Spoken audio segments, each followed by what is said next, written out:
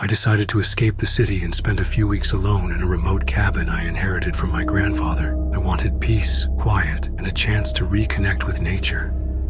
What I got was something else, something I'll never forget. The cabin was deep in the woods, miles from the nearest town. No cell service, just me, the trees, and the occasional curious deer. The first few days were exactly what I needed. I spent my time hiking, reading, and just enjoying the solitude. There was a certain stillness to the woods that was both calming and a little unnerving. I kept getting this feeling that I was being watched, but I chalked it up to my overactive imagination and the fact that I was completely alone.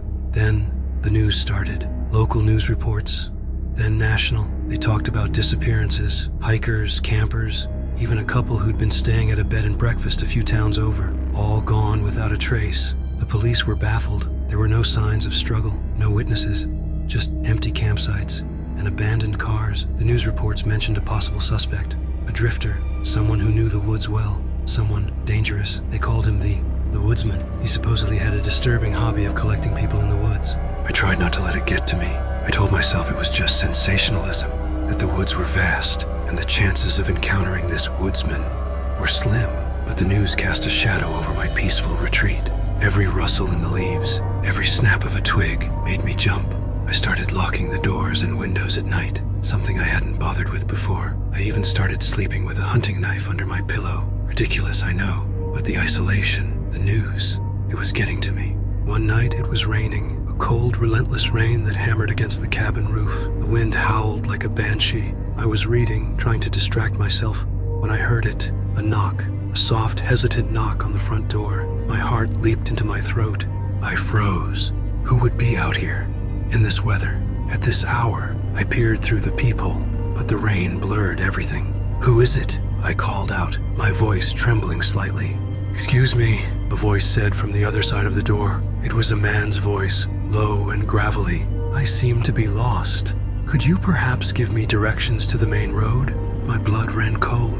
The voice, there was something about it that set off alarm bells in my head, something unsettling, like I had heard it before. I racked my brain trying to place it. Just a moment, I managed to say, my voice barely a whisper. I backed away from the door. Grabbing the hunting knife, I peered through the side window, trying to get a better look at him.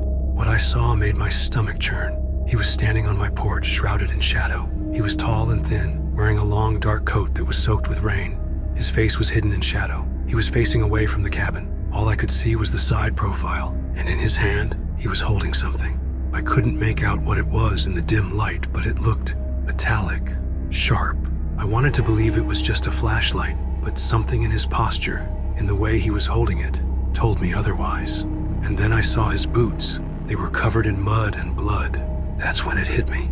The voice. It was the voice from the news reports. The voice of one of the victims' family members, describing the last time they spoke on the phone. He told the police that he was deep in the woods, and he was lost. I heard it again and again. This was him. This was the woodsman. It was I knew, with a certainty that chilled me to the bone, that this man wasn't lost. He was hunting, and I was his prey. I didn't dare make a sound. I slowly backed away from the window, my heart pounding in my chest. I had to think.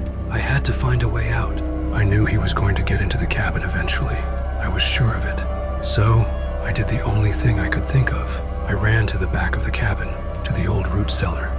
The door was hidden behind some overgrown bushes. I fumbled uselessly with the latch. I heard the front door creak open. "Hello?" The woodsman called out, his voice now smooth and almost pleasant. "Is anyone home?"